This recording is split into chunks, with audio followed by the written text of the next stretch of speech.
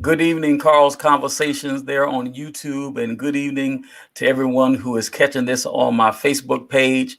I appreciate you this evening for tuning in. As you know, Carl's Conversations, we brand ourselves as the safe place to have difficult conversations. And so, once again, we're back here. For some people, this may be a very difficult conversation, but nonetheless, a conversation that needs to be had. We have a tremendous panel today, a small panel, and I did that on purpose because I want us to have time to really delve into this subject matter if we can. And this evening, we're going to be talking about the power of the vote for change.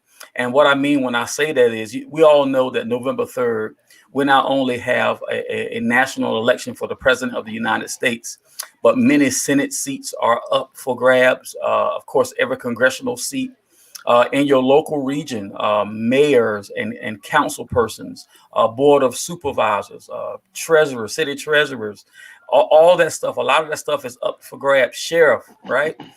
And we're at a pinnacle in our time and history in this country where many of us have realized that there needs to be drastic change to the way that we do things. I think most of us here on this call can agree that when it comes to systemic, historical, and institutionally, Black and brown people have not been treated very well in this country. I would tend to say that if you're not a white male, I think the white male is the only person in America who has not have to have had to have legislation for their basic human rights. And that's not a lick against my country. I love my country and I love many things about it.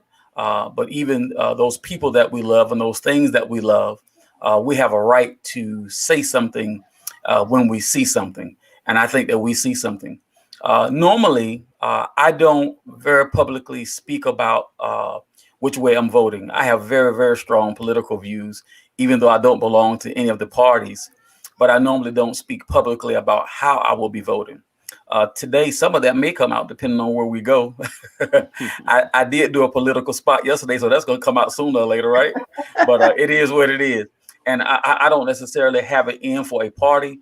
Uh, but I'll tell you, as we fight for civil rights again, uh, I will tell you most of our oppositions come from a certain direction.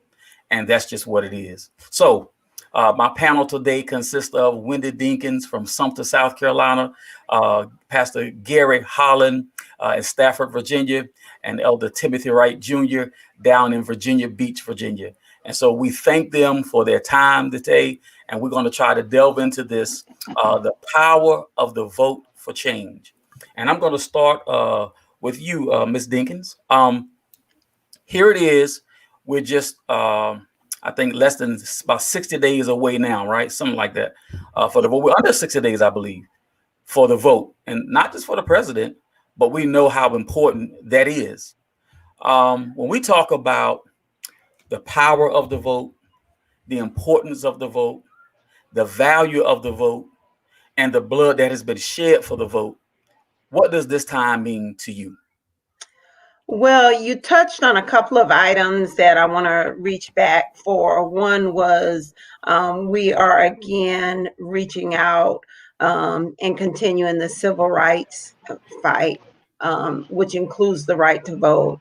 I would challenge you and say, not that it's been an ever continuing battle for rights.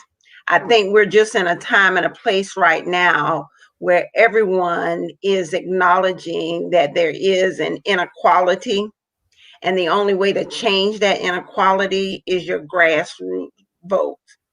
So it's very important that we get information out there so that people that say, I'm just one person, my vote doesn't impact anything.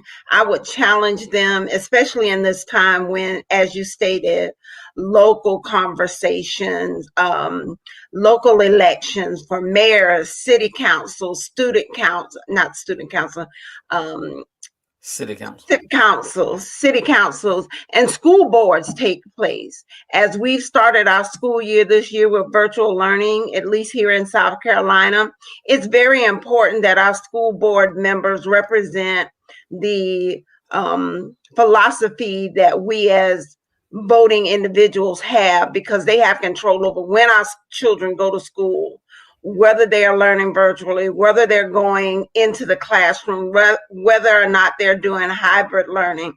So all of these things are important. So who you elect to these positions will represent you, and you want to make sure that the individuals that you vote for, that you go behind the curtain and you pull that level for, represents your voice when it comes to how you see your town, your city, your school being run. Thank you for that. Mr. Wright, when you think about the power of the vote, the value of the vote, the importance of the vote, and the blood shed for the vote, what does that mean to you? Well, when I think of it, I most certainly think of sacrifice that was made for us over the course of time. And for that reason, it's not something we should take lightly. And I do make it my business, even ever since 18. If there's an election, be it a primary, a general election, or local election, I need to cast my vote. But one thing that I have thought of this election cycle, I think so often we talk about how we need to make sure that we vote for those individuals that represent our views. But I think that it's incumbent upon us that we become those individuals, those said individuals. We need to be running. And I think that's something that we often overlook, is not just the power in the vote, but it's the power to run and run in mass. When we see years of sustaining, various injustices, and it goes from party to party to party, but we don't really see much progress, then maybe that's a clarion call for all of us to not just vote, but run. So that's really my takeaway from this election cycle. And that's really what's in my mind, the importance of seeing how we can get involved, not just with voting, but running as well. All right, thank you for that. Pastor Gary, when you think about the value of the vote, the power of the vote, the importance of the vote, and the blood shed for the vote, what does that mean to you? Pastor Gary, can you hear me? I don't think he can hear me. We'll come back.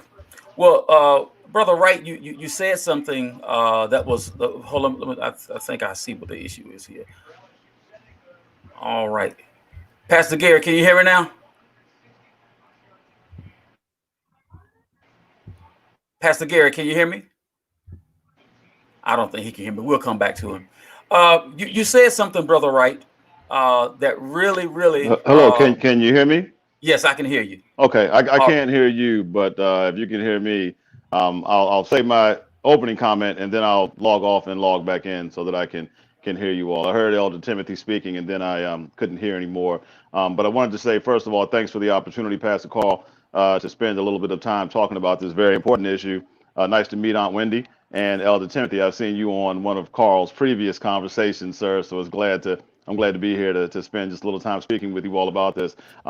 Voting is super important to all of us. I think a lot of times we don't understand how much has gone in to getting us just to this place where we could vote. I'm not a history major, but if we think about this country's history, the Constitution said how we could vote. It didn't say who was able to vote. And I believe initially landowning white men were the only people that could vote. That was just how states had enacted voting rights. It took quite a long time before black people were able to vote, right? I think it was in the late 1800s, the 15th Amendment, I think, allowed black people to vote. But then we had to deal with Jim Crow and all kinds of laws and restrictions that prevented us from voting. Women couldn't vote until much later, right? And then we had in 1964, we had an amendment that really eliminated a lot of barriers to voting, allowing black people, allowing women, allowing others that didn't own land, that didn't have the right pedigree to vote. So lots of amendments have been passed to allow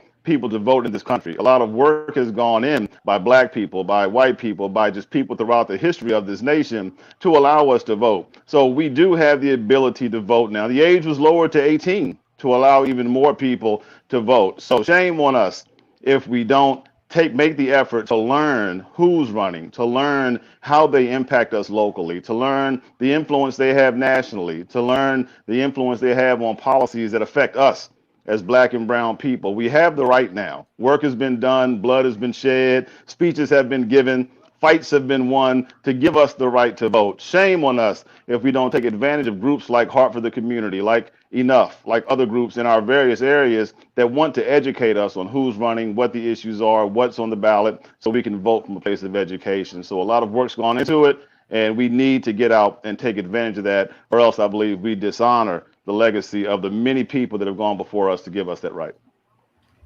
Thank you. And we know he's probably going to log off and log back in. We thank him for that. So listen, we can already see before the November 3rd elections even take place that there has been a lot of work on the local scenes, right? There's already been several local police departments, police law enforcement agencies that have already started the reform when it comes to police reform. The conversation is everywhere, and there has not even been a vote yet, which lets me know that number one, the protesters are being heard, not only being heard as far as a matter of fairness, but we have a saying that we have up here in the Northern Virginia region when it comes to the several groups that I work with. Our saying is, if we can't change your mind, we will change your seat. And I think that we're seeing that when it comes to how powerful the vote can be. So once again, Ms. Wendy, we're going to start with you. When you think about the changes that we see already, what are some changes that you need to see that will affect how you go vote on November 3rd? Well, first, it is no longer voting by party lines. It is about voting for the candidate that is best for your region, for your area, your political stance. To your comment earlier, I'm not going to say what my political preference is, but I do believe in understanding and knowing where each candidate stands, regardless of their level of political involvement, knowing what they stand for before you cast your vote for them. We have to make educated voting decisions, and we have to think about the long-term impacts to our voting decisions. So it's being informed and knowing what you're voting for, in addition to getting out and voting. All right, Mr. Wright, same question for you. What things are important to you enough to move you to vote, whatever way you're going to vote on November 3rd? I think I share the sentiment of both of you. I don't try to share my vote, but I do share my frustrations very freely when not asked. But I think for me, I just don't like the idea of a blanketed support. You know, we say vote for the candidate that best, that will serve your community best. I'm sorry, but a lot of times they serve your community just to get that vote, and after which you're kind of forgotten. So my thing is, as much as I know how I want it to go, I just want people to have enough power to realize that the power doesn't. I want people to have the understanding that the power doesn't stop at the ballot box. That work that you all are doing in Northern Virginia, that didn't happen with an election. That happened with you putting the pedal to the metal and holding elected officials accountable. So to be quite honest, on some wise, it almost doesn't matter who has the seat as long as we know we have the power. So I don't know if that really answers the question, but I just want the community to realize how much power they have beyond the vote, because that's not where it stops.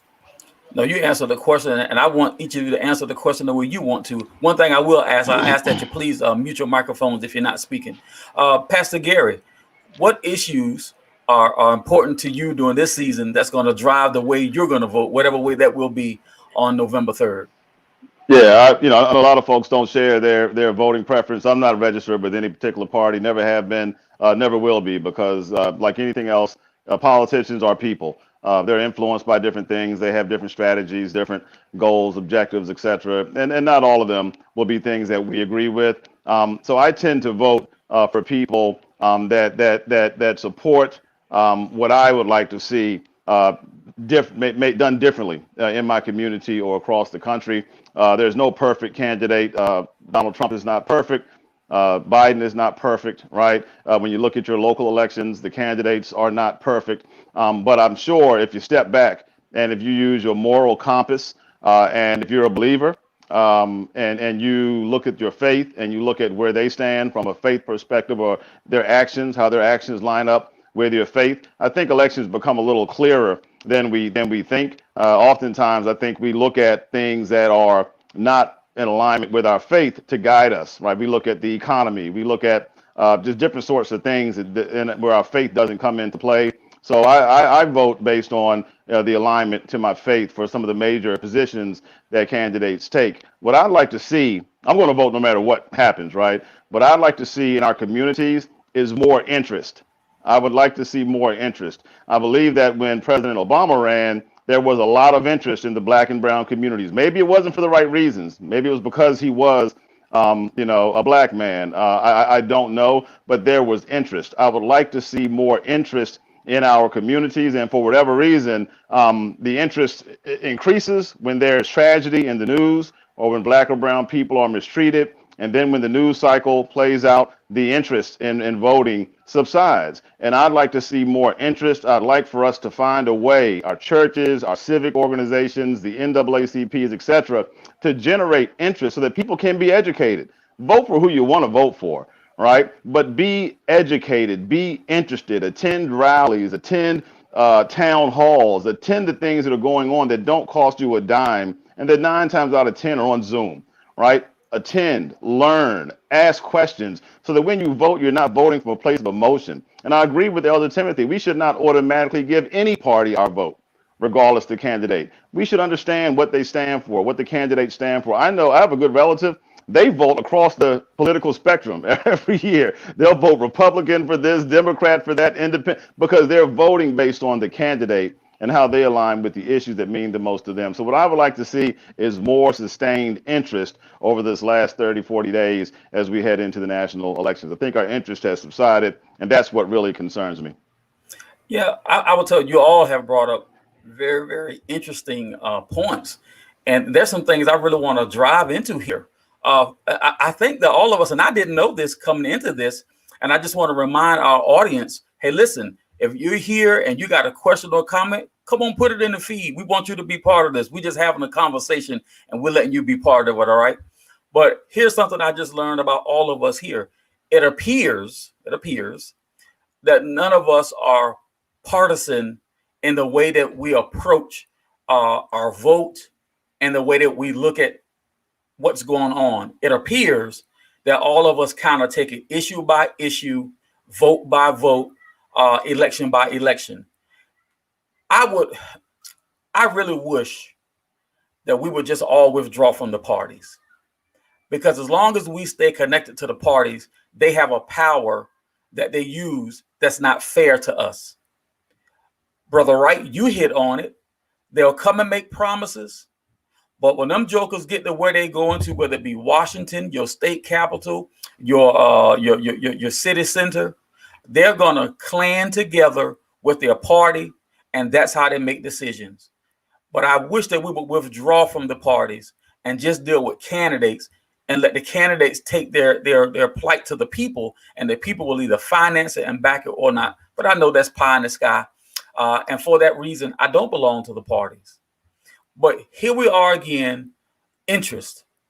Brother Gary, you hit it on the head. I am concerned that as it pertains to issues with social justice, and what I mean by social justice, I mean criminal justice reform, prison reform, sentencing guidelines, police reform, that's criminal justice reform. When I'm talking about equality and the way that we're viewed in housing and education, that we got something going on right here in Stafford with the Stafford school system. It's going to be a lawsuit coming up, right? Because we're being treated unfairly. To me, there seems to be most of the resistance to this movement and to the continued movement for civil rights, Ms. Dinkins. It seems to be coming from one side. Am I the only one seeing that? Or is that what you see? And I'll start with you, Brother Wright. I don't think you're the only one that sees it. I think it's seen by all sides. But at the end of the day, I saw a quote, and I don't think I'll get it right, but it was something along the lines that privilege is pretty much when something is happening, you can see it's wrong, but it doesn't affect you. So you don't really want to get involved. I really think that's what it comes down to. So I think all eyes are open. I think you really have to be living under a rock. But until it really affects you and yours, it's not a problem. I mean, even when you, not to steer the conversation, but even like with coronavirus, until you get infected or until your college gets infected, I can go party, I can go this, I can do that. So until it visits your doorstep, you don't see it as a problem because it's not your problem. And that's the problem. We can't be a United States of America when we don't feel the problem is shared just because it might not affect you directly. If it affects any of your countrymen, it affects you. All right. Brother Gary, when it comes to this particular thing, as we see resistance, what do you think about that? You mean resistance to social issues and the parties that we have? I mean, one thing I do believe, rather, is that the two-party system we have in this country needs to be completely dismantled, and a new system needs to be implemented. Who knows when or if that will take place? The two-party system has put a lot of money in a lot of people's pockets, and it's what drives this country. Yes, we have the independent option, but to be honest, I don't think we've had any really major elected officials nationally run on that ticket. But the two-party system limits us, right, significantly. And I do think that it needs to be looked at, and even the Electoral College, right? There are some things that are in place that need to be looked at and reworked, if not totally abolished and rebuilt from the ground up, because it doesn't give us the options and the opportunity that we should have in this country. That's number one. In terms of the opposition to social justice, the opposition to equal rights, equal treatment in the legal system, in housing, educationally, et cetera, et cetera. You know, I'm just going to say it. I mean, at least now, at this particular time, 2020, the National Republican Party narrative, in my opinion, is anti progress in terms of social justice, in terms of equal rights, in terms of the law enforcement issues that we see, right? I think they're completely anti equality, right? The national narrative. Certainly, there are politicians that are Republicans or conservatives in different pockets all around this country that absolutely have a passion for fairness and equality. But the national narrative at the president's level and on all the talking head shows and what you hear the national elected officials talking about, I believe is completely anti-progress. Now, they'll change the narrative and they'll spin it and they'll say whatever they want to say, and a lot of people buy into it. But I just step back and I listen to what they say. I mean, I'm not a super educated guy. I'm not really deep into politics and all of that. But I listen to what people say. And when I hear people say things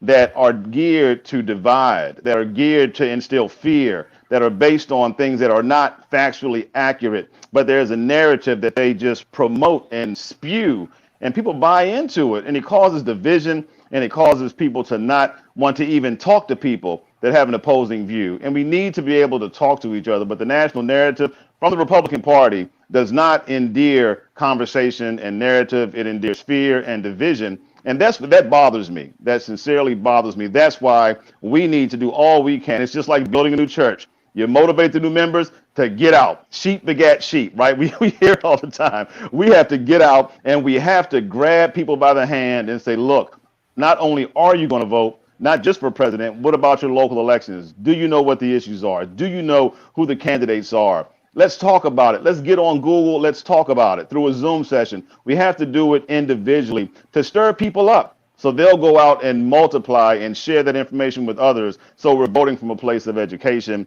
and a place of perspective and not just emotion. Thank you. And that's why we're doing this tonight. I want to reach those people. All right, Ms. Dinkins, when it comes to the resistance to the movement, what do you think about that? Where it's coming from and what that's all about? You got yourself on mute. There you go. I too would like to borrow a quote that I will probably get wrong.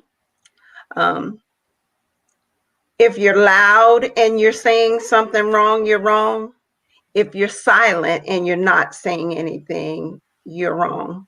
We can no longer sit by and say, as was stated earlier, if it doesn't impact me or mine, then why should I bother? Everything impacts you and yours, me and mine. If we don't take a stance, if you don't stand for something, you'll fall for anything. We're buying into that narrative that is creating fear and divisiveness that was spoken about earlier.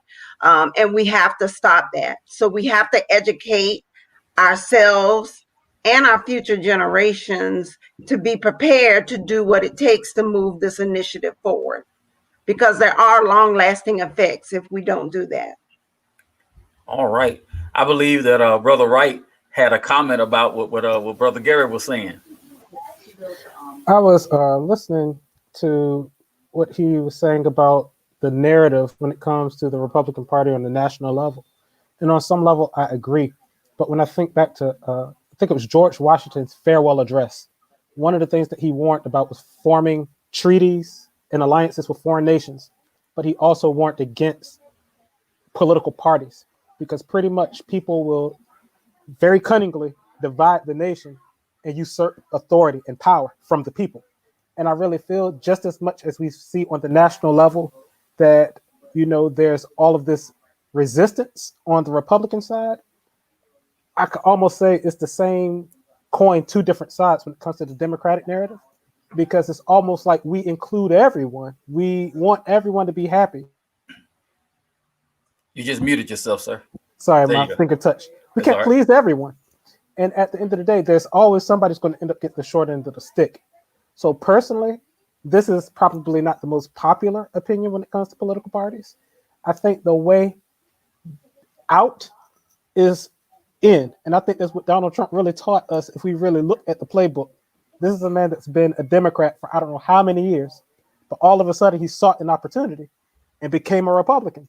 And I just feel if you're in Texas and you are living in a Republican region, pile together and run on a Republican ticket.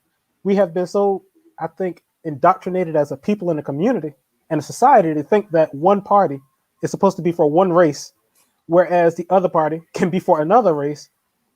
Infiltrate, neutralize it, so that you can bring that attention to your issues to said party because you're now a part of it.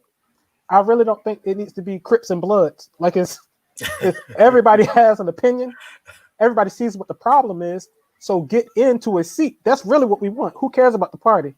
Who has the seat? And that's what matters most to me. That's an interesting take.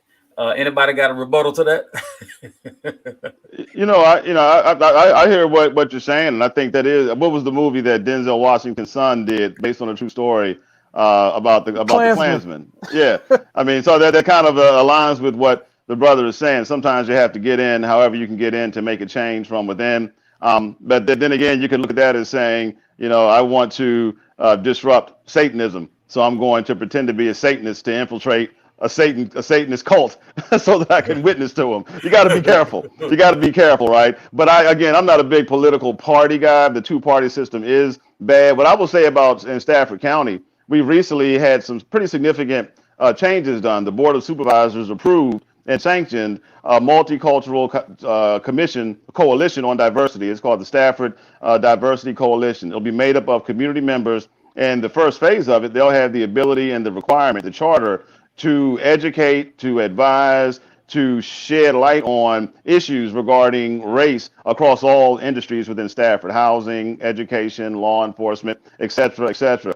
And the board sanctioned it. And our board, out of 7 people, 6 are staunch conservatives.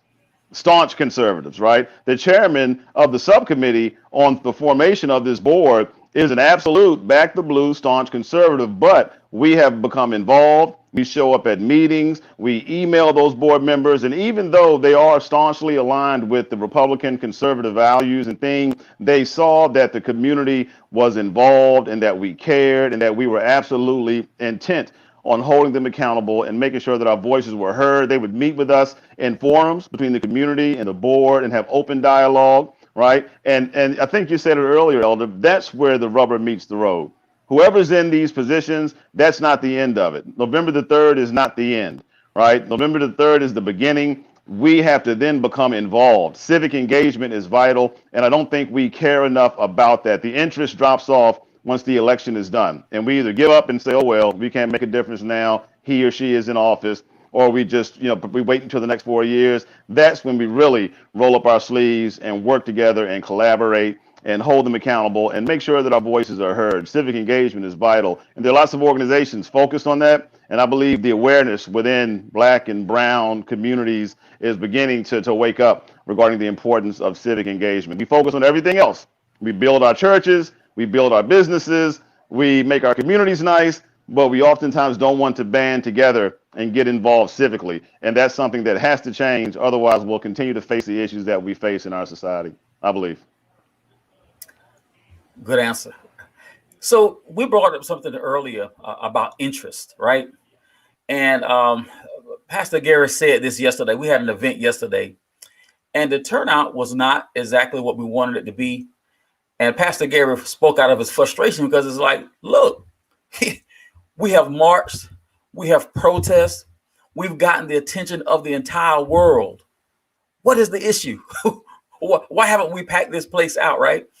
And I'm sure there's a lot of reasons for that. But when you talk about interest, right, can we not see that the protests have moved the world? This is not just a USA problem or a USA talking point. All over the world, protests have come about. And even before the elections, change has been made. And we see a perfect picture of it right here in Stafford County. We have galvanized, we have shown up, and we have pushed the issue, even though those persons sitting in the seats don't belong to the party, which is giving us the most support, right? So when we see results like this, and I'm going to come to you first, Ms. Dinkins, when we see movement like this, what else has to happen to get people interested to show up, register to vote? There's still millions of people who are eligible to vote that have not registered and do not get involved. What else has to be done to spark interest? I'll start with you, Ms. Dinkins. We have to get those individuals, those allies that you just spoke about, get them to help us in educating not only ourselves, but the next generation about why it's important, why my vote counts. How does this impact me? Because when we make it personal, then it becomes something that they want to vote for. And I say that because I have young men who are grandchildren who are of voting age now. So it's imperative that we explain to them why, number one, you have this right to vote that you should exercise. And here's what the impact of your voting could mean. So it is rallying together, getting the information out there so that people understand. Because if we don't, then it's what's in it for me. The reality is we have to explain to people what's in it for them. Because if we don't do the what's in it for me, they're not going to vote. And we have to change that narrative. Wow. Brother Wright, what say you? I think disenchantment is a part of, is by design. I mean, when you see, like even in Georgia, I believe when, what was her name? Stacey Abrams was running. Mm-hmm. To see how many precincts. Now, first off, when you just see the brazen like conflicts of interest, your Secretary of State, who's over the elections, is able to run, and there's so many polls closed, and you have all these lines out the door. So, and even now, you're digging up mailboxes. When you see all the things that are done, I think disenfranchisement and disenchantment is a part of the design. So I think it takes a little more nowadays for people to actually see the value of it. So I just think there needs to be something categorically changed. When you think that they can collect taxes digitally, you can fill out a census digitally, and the IRS knows you're not going to double dip. They're going to get theirs, and they're going to know it's you. Why is it that in an age of such advanced technology, we figure ticking a box can't be done digitally? Why can't we make this a national holiday so people actually can go and cast their vote? So things that would make it simple, that's what's obstructed, and that's what I think is the bigger problem. Like, if you make it easier for me to vote, where it can make sense, especially to this up and coming generation, this is their life. So let's shift. There's some things that we try to move and advance with the times, and there's other things that we are unwilling to do. Because I think when it comes to the Republican Party, not to, offend anyone, I just think it really comes down to money and power. How can I hold on to power? That's why we see gerrymandering so strong in these communities. That's why we see efforts to subvert the vote and disenfranchise. So since we see that's the issue, what can we do to make it possible for more people to vote? You have 16-year-olds that are more engaged than 50-year-olds that know what's really going on. Why can't they vote? So I just really think there's a fear of relinquishing power. And that's why I feel, going back to my previous point, there needs to be a multifaceted attack on both parties. Either neutralize them or get rid of both. I think you have a point there. I'm coming to you in just a second, Pastor Gary. I was doing an interview and we were talking about, I made the point that, hey, listen, if you are a convicted felon that has done your time and you're part of society now, hey, listen, we have a friendly governor in Virginia. You need to be going through the process of applying to get your voting rights back. And there was a guy who jumped on the comments and told, shame on you. You're supposed to be a Christian and you want felons voting. I'm like, yeah, we know that the felon loses the right to vote once they're convicted of the felony.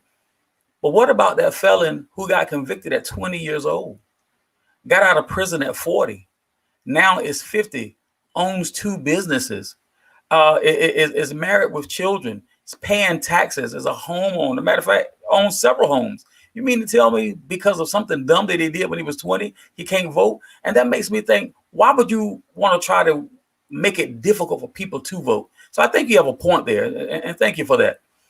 Pastor G, what say you? No, I agree with Elder Timothy. I think that, and the thing that's interesting about what Elder Timothy said, we don't attend consistently enough town halls. We don't attend consistently enough meet and greets with local elected officials, local candidates, to ask the very question that Elder Timothy asked, right? What are your plans about making voting easier? Because when we have local officials that have that passion, they're the ones that can create bills and propose bills at the local level, at the state level, to make voting easier, to make voting a state holiday. But we don't attend the town halls. We don't attend the meet and greets. And when we do, and they're done with their speech, and they say, "Are there any questions?" we don't say anything.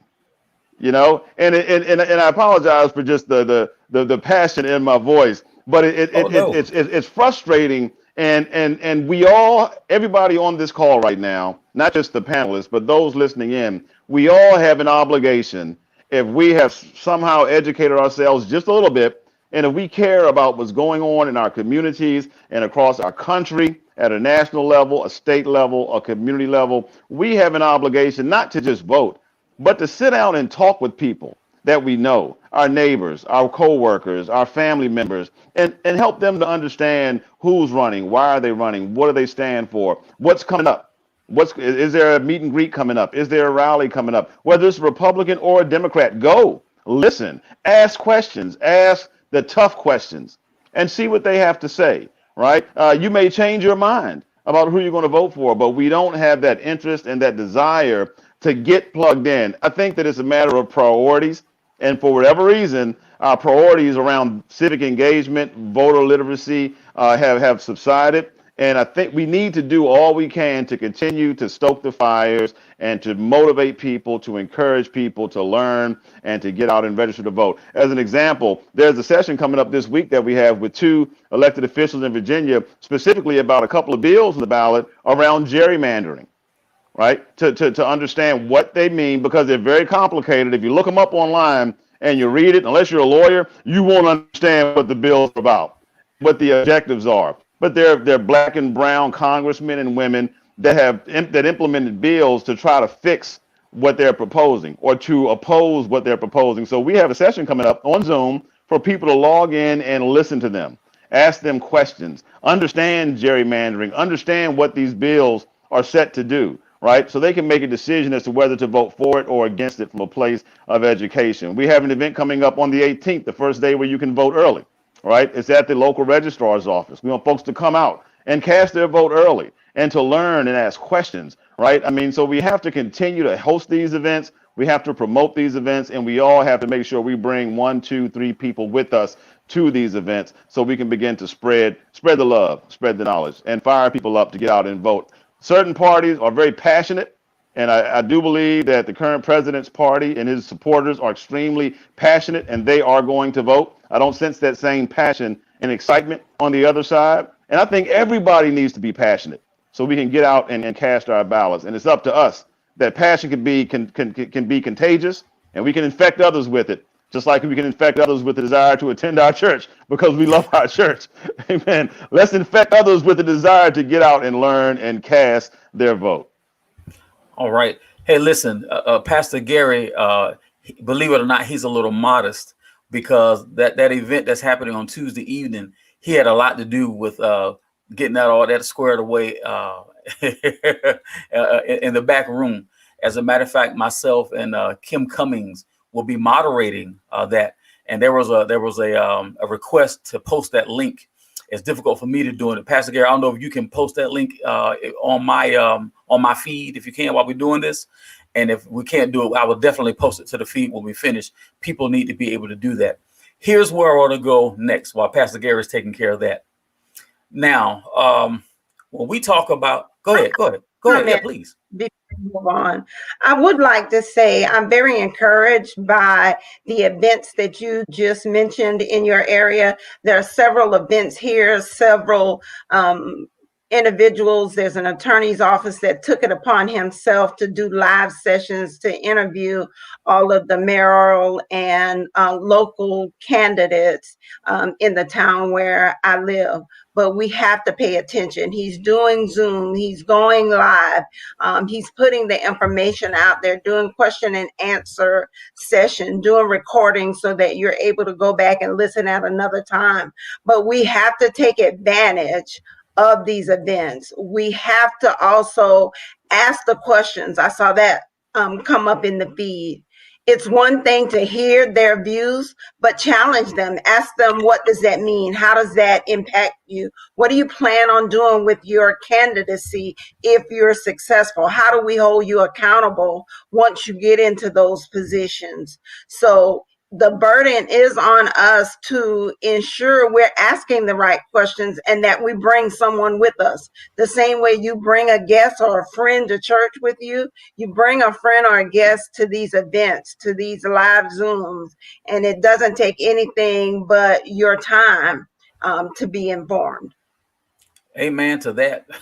You're exactly right. And I think that's where we are in all of this involvement. And I'm so glad you said that, because I was just thinking that, we got to start this in the homes. I'm not sure how many of us practice that, where with our children, our nieces and nephews, these younger people who look up to us, do we at all teach this type of thing? And when we're going to the city hall meetings, to the town hall meetings, to the county sessions, do we take them and teach them this along the way? I learned it from my older brother, Tim.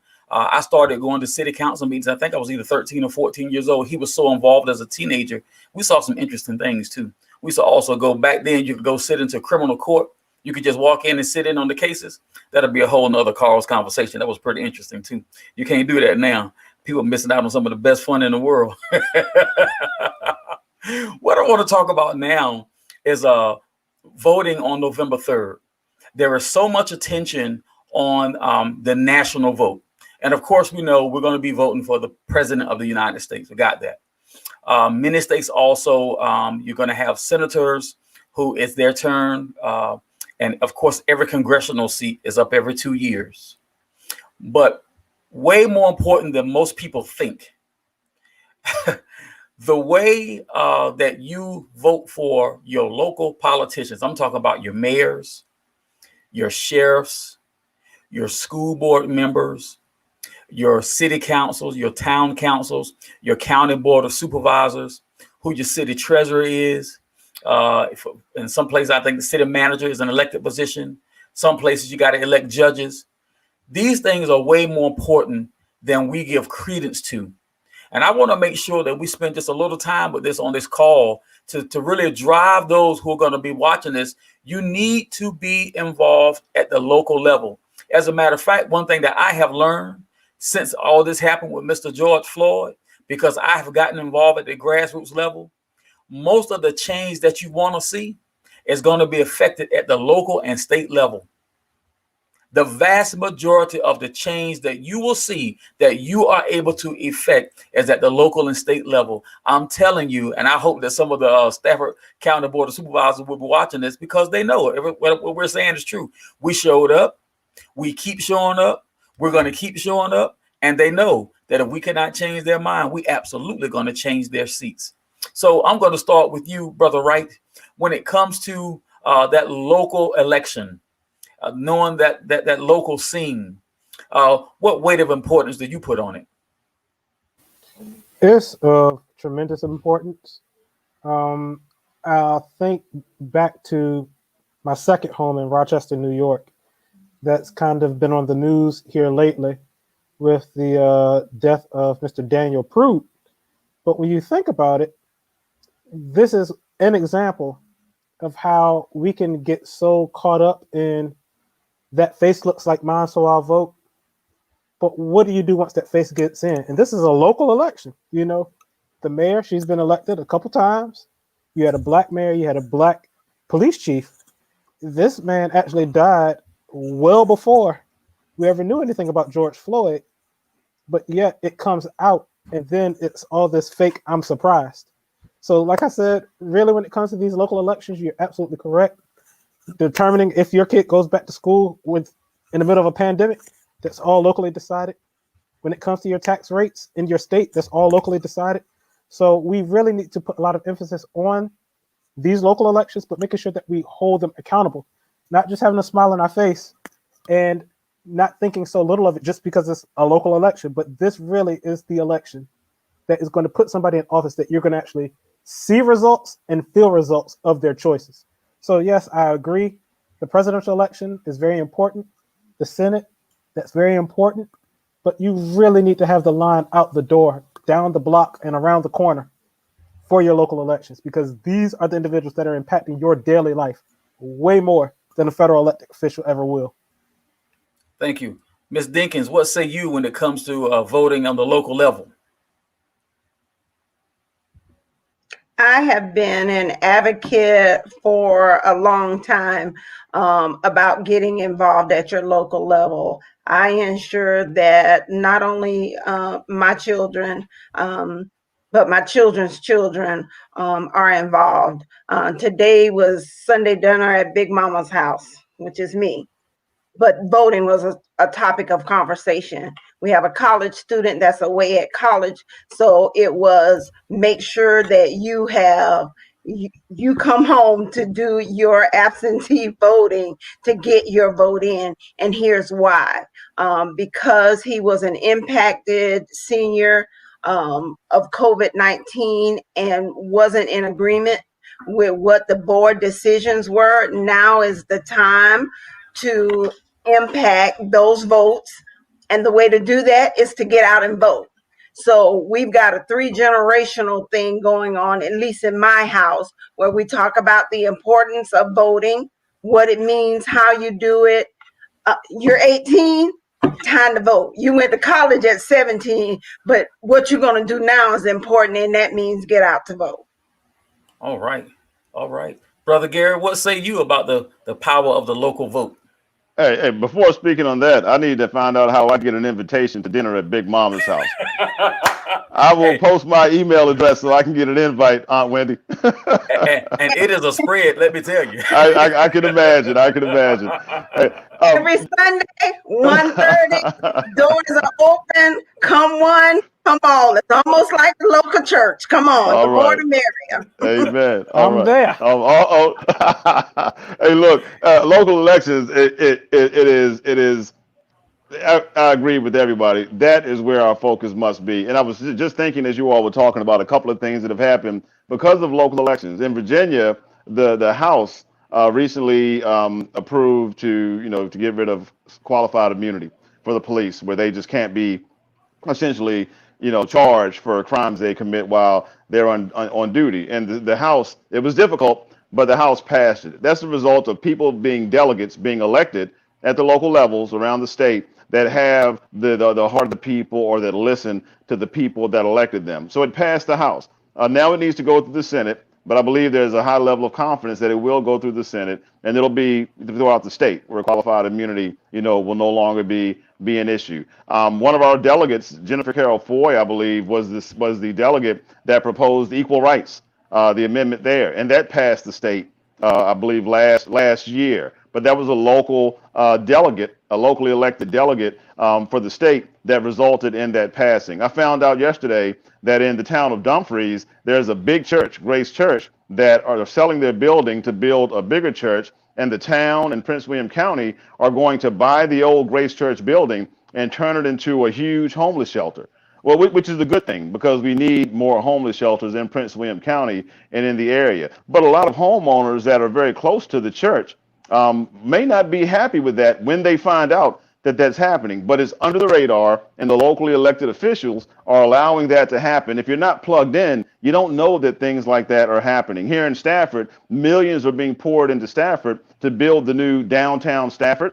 And to implement the Smart Cities initiative within Stafford. Millions of dollars are going to pour into Stafford, millions of entrepreneurial opportunities, business opportunities, and the locally elected officials are facilitating this strategy, these business dealings to improve the county. But we, oftentimes, black and brown people, aren't aware of what's going on because we're not plugged into the Economic Development Authority. We're not plugged into the subcommittee on business expansion, things of that nature. So we miss out, and we find out about it when something hits the newspaper, and it's too late for us to get our businesses involved. It's too late for us to let our voices to be heard, etc. So local elections are absolutely vital because that's what affects us day to day. In our school board, there's one black person. Right? On our board of supervisors, there's one black person. I believe Elder Timothy said it earlier. We have to get out and run or look amongst our own collective communities and help to identify people and help to motivate them, encourage them, and support them to run. Right? We need more representation in these local bodies because they do make rules, they do make laws, they do enact policies that affect us all day to day, and many times much more so than what someone does in the White House. So we absolutely have to be plugged in locally, and we have to continue to be plugged in after the elections take place. Thank you. That is absolutely true. And let me say this. Some people may be asking, well, what in the world do I do to get plugged in? Well, let me tell you how easy it is. If you're watching by way of YouTube on Carl's Conversations or by way of Facebook, you can see in the comments, I have posted the link to the conversation that we're going to be having on this Tuesday, the 15th of September, about gerrymandering. And we're going to have two of our state delegates in Virginia, two of the Virginia state delegates talking about this issue. I would even encourage those of you who are watching who are not in the state of Virginia, you might want to link on too, because maybe you can get an idea of how to approach your state officials, because all 50 states dealing with the same issue. Gerrymandering is a problem in all of the states, and maybe you can log on. But listen, all you have to do is go to the website of your local city, town, or county. You start right there. You can find out they post a schedule of all of the meetings of the council, everything that is going on, every meeting, the planning commission, the school board, as much of that stuff that you can be there in person, you need to be doing that. And what you can't make in person, of course, we know during the COVID-19 crisis, it is being broadcast by way of Zoom or Facebook, because most of your municipalities have a Facebook page. So it is as easy as that. There has to be a determination to do so.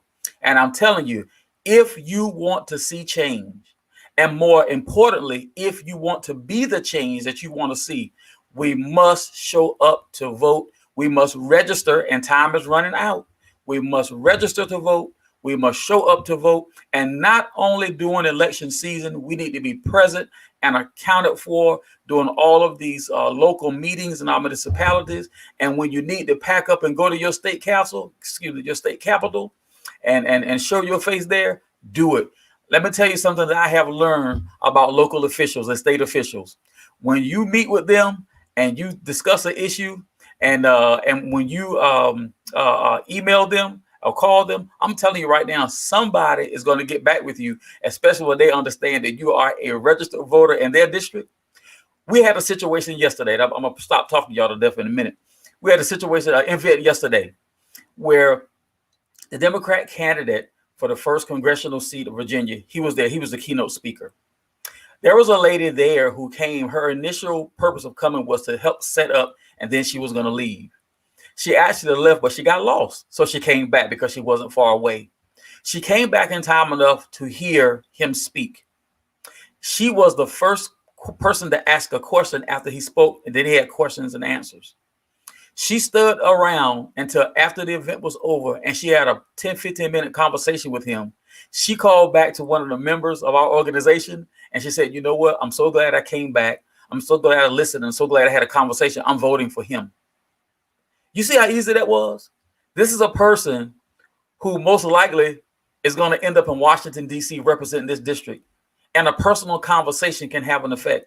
And he learned something about her. Her questions and concerns were important to him because you know what? She's a voter in his district. It's really that simple. I want to turn the corner just a moment and talk about what Brother Wright brought up. I wasn't going to go here, but it's so juicy. I got to mess with it. I'm going to come to you first since you brought it up. When we talk about we need to be running for office, I'm going to tell you something. I have been told that many, many times over the years, and I always laugh because I think I could do it. But when they do that, they start investigating your past, you know, it's pretty colorful back there. Don't worry about it. Donald Trump got elected. I've been renewed in Christ for a long time, but there's certain things I don't want my mama to know. But really, I'm really not worried about that. Believe me, I'm good. But I think there's some truth in it. I'm finally getting to the point of maybe really considering it. And I'm gonna start with you, Brother Wright. You brought it up. Have you ever entertained running for office? I have, and I've thought about it long and hard. I guess the only thing that I'm thinking, I would much rather be prepared. And I don't know that I'm prepared because if I'm going to do it, I want to do it right. So there's the thought of me pursuing law school. I guess I kind of put it out there. I just think there's something about learning law. And I was thinking about a master's in public policy, because really that's where I feel my wheelhouse is, and seeing problems and trying to come up with solutions. So I've absolutely entertained it, but I wouldn't do it prematurely. Considering some of the stuff that we see, you probably are already right now better prepared than some of what's there. I'm just saying. Brother Gary, have you ever seriously entertained it? No, not at all. No, because there's so many influences once you are elected, and so many deals you have to make and things you have to negotiate on and compromises you have to make because you represent an entire region, an entire city, an entire state, an entire county, and there are going to be thousands of people that have ideas and have needs and have requests that morally that you don't agree with or I don't agree with, and I would struggle in that sort of a position. I don't think the Lord made me to do that. So I've never sincerely considered that, but I am passionate about helping people to get involved civically and to make sure that they continue their involvement. But as far as running, no, because I don't think that I could effectively represent people that I know have ideals and have values and desires that are contrary to who I am. I don't think that I could represent them politically. Plus, when you talk about that closet full of skeletons, I think I'd make it through the first week And then my wife of 26 years may say, "What? What did you do?" So I think I'll stay where I am. Let me ask you: would you ever consider serving in an appointed position? Yeah. Depending on the position on the committee, certainly I would serve in local committees for our county. There are different subcommittees that are in place in the school board and the board of directors. There's the new diversity coalition that's in place. I'm considering applying for that. So I would certainly serve in that capacity, but not as an elected official. Yeah. Got it. All right, Ms. Dinkins. Shall we call you Madam Mayor just yet?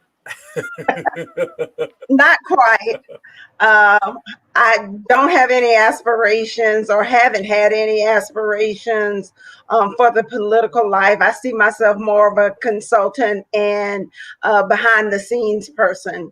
I do feel very confident and comfortable with reaching out to my elected officials, letting them know who I am, what I stand for, what my needs are, and what my political views are. And it is nice to be able to reach out on a first name basis to say, okay, that's what I sent you up there for, be it city, be it county, be it state or national. So I'm very comfortable being in the background and consider myself a consultant of the people, if you will. Somebody said Mayor Dinkins has a ring. Listen, there's one thing I did not mention when we first started this. I talked about the importance of the vote, the power of the vote, the value of the vote, and the blood shed for the vote. But as it pertains to the blood that's been shed for the vote, I believe out of that, especially for Black and brown skinned people in this country, there is an absolute duty to vote. What do you say when it comes to the duty? Of course, we just recently lost Representative John, what was his last name? Lewis. Lewis. I'm so sorry. I can't remember my wife's name. But we just lost Representative John Lewis. And I have not stopped thinking about him and the tremendous sacrifices that he made, especially in the area of voting rights and the quality of character that he had, that he used to lead and lead sacrificially. So I'm going to start with you, Pastor Garrett. When it comes to our duty to vote in light of the bloodshed over the generations, what say you? No, I agree. Duty, obligation. I mean, I think those are strong words. I think like most things, once we are educated and once we understand what went into us having the right at 18 years old to cast a ballot to select a person that represents our communities, locally, at state level, and nationally, once we really understand what went into making that happen and how that was an impossibility for many, many, many years because we were viewed as less than human. We were viewed as incapable of putting a thought together to select a person, right? When we begin to understand that and understand the work that went in to change that, to give us this opportunity, then I think that we don't need to even say duty or obligation. We want to vote. We want to take advantage of the opportunity we have because we realize what's gone in to giving us this opportunity. So I do believe personally that it's a duty, that it's an obligation. But instead of just saying that, I want people to understand what actually has taken place to allow us to even have this privilege and to have this opportunity. And I think that by having that understanding, then that just kind of propels us to get involved, propels us to vote. Because if we're not, we can very easily find ourselves back in a place like that where we don't have the right. If the wrong people are in power, the wrong people are in positions, they can begin to rescind or make it difficult for us to vote and for our voices to be heard if we allow ourselves to become too complacent and too disconnected. So yes, I think it's vital. I think it's important. I think we do have an obligation to vote, but I think it all comes from a place of understanding. It's amazing that you say that because I believe that our president did say that if Black people don't understand their history, they may go back to it. Did he say something like that? Y'all don't mess with it. Don't mess with it. Madam Mayor Wendy Dinkins, when it comes to the duty to vote, what say you?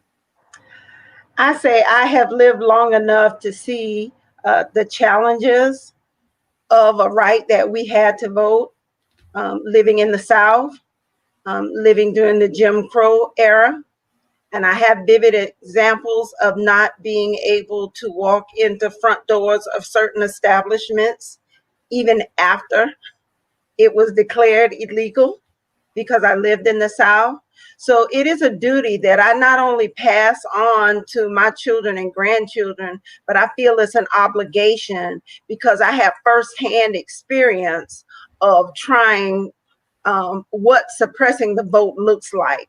And as long as I live, I want to share that with my generations and my heirs so that they know this is something worth fighting for. And if you don't, you can lose a privilege quite easily. Amen to that. Brother Wright, when it comes to that duty to vote, what say you? There's so much that could be said, and a Say lot it. has already been said. But I think a couple things. One, I feel just like, the good Mayor Dinkins, I think it's incumbent that you share your story with your family. And I think that's a part of the breakdown and why we don't see voting as an important thing collectively as a community, because that conversation at home around Big Mama's at 1:30 on Sunday, I didn't forget. But to have those conversations where you're learning the history and learning the struggle. Like I can tell you so many of my dad's stories, so many of my mother's stories, because I sat down and listened, even my great grandmother. So from that, that's where you get appreciation. Appreciation doesn't just come out of thin air. To know that this is a duty, like groundwork has to be laid. And unfortunately, with the social construct of the African American community at large, we do have that breakdown. So the next step would then be is up to those people that our young people look up to really be pushing that as well. As easily as you can push buy my liquor or get my rush card, you could really be talking about getting engaged. And on that note, I also think that it's important to let the young people have a voice when they want to speak out on things.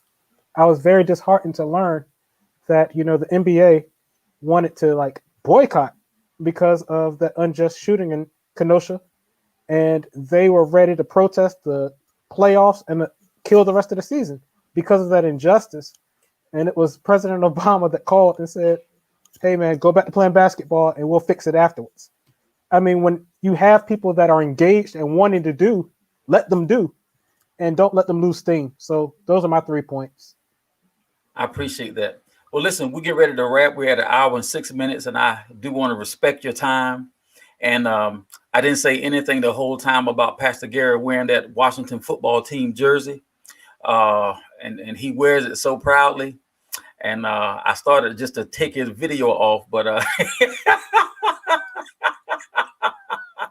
I didn't want to do that because I know we got some Washington football team fans that tune in. So I have to seem impartial. I'm not, but I'll seem as though I am. I want to close out with this. I want to give each of you an opportunity to address the voters in your local area. There may be some things going on between now and the election that you know about, that you want to inform the people in Sumter and in Virginia Beach and in Stafford. And even if you don't have anything to offer as far as that, just your closing comments as it pertains to the power, the importance, the value, the responsibility, the duty, and the bloodshed for the vote. And we'll start with you, Mayor Dinkins. Yes, I don't know if it's correct to do this, but I do want to give a shout out to a local law firm, the Clark Law Firm in Sumter, South Carolina, who thought it not robbery and thought it was their duty to inform voters in our area and region of what the local candidates stand for and give them a platform to speak so that our listeners can be informed and educated so that they can go out on November 3rd and make an informed vote. I pledge to help anyone that needs my help with voting, but I also challenge you to educate yourself, make an informed decision, and vote on November 3rd. Thank you, Brother Wright. Hello. I just want to say, well, first off, please, just a reminder that the 30th is the deadline for the census. If you haven't done so, please do. The other thing that I would invite you to do, if you can go on to your city, be it Virginia Beach or wherever, you can actually see sample ballots now. So you can actually read what's on the ballot and see who's running. And this is something that you can be educated on to know in advance. I know, like right now, there are a couple constitutional amendments for Virginia's the code of Virginia that is on the ballot right now. So just be mindful of access that you have to educate yourself, and then make sure that you're educating people. Even when it comes to your church, we can shout, we can praise, but take some time to actually talk about what's on the ballot. Not who to vote for, because that's not our job, but at least give the information so people can be informed, because we that are strong need to bear the infirmity of the weak. Thank you, sir. Brother Gary. Yeah, I guess two things. Yesterday I was speaking to the gentleman you were referring to that's running for the first congressional seat, and he gave me a pretty interesting statistic. I don't remember the exact numbers, but I do remember the round numbers. And this is for Stafford County, Virginia. In Stafford County, Virginia, he said that there are roughly 16,000 African American adults. He said that 13,000 of them are registered voters, one party or another. The last election and the last several elections, they've come out at about a 50% clip, about 8,000 voters. That means there are about 8,000 voters in Stafford County, black and brown voters that typically don't vote. If you're one of those voters and you're listening to this video, you're watching this clip, I implore you, call your local Stafford County NAACP. I'm a member. I won't say who else may be a member. They may not want anybody to know, but there are a lot of good people, and they are driving lots of efforts to educate people on voting. It's easy to say go out and educate yourself, but if there's a group that's willing to help you learn, help you become more involved civically, help you to understand what's available to help you learn, join your local NAACP. If that's not your bag of tea, join Enough. Enough is a local grassroots group that's been started to help in multiple areas. One is voter literacy. Another is civic engagement. Another is economic development. Another is criminal justice. Another is educating the next generation. There are groups that are focused in connecting with the community to help them to grow and to learn and to be educated. There are a number of other groups. There's a young lady in Stafford that has another group that started up, a grassroots group. Her last name is Middleton, right? She has a group that's focused on helping to get involved at the local and state level so we can drive change. So I implore you, if you're within that 8,000 number in Stafford, Virginia, get involved. Contact the NAACP, contact Enough, plug in so you can learn and so you can make a difference, and your skills and your experiences can help others as well. Also, we have the gerrymandering event coming up this week that Pastor Carl mentioned, and also on the 18th, which is the first day that we can vote early, we're having an event at our local registrar's office at the courthouse. If you're in Stafford, come on down to the courthouse at noon, and those that are willing, cast your vote.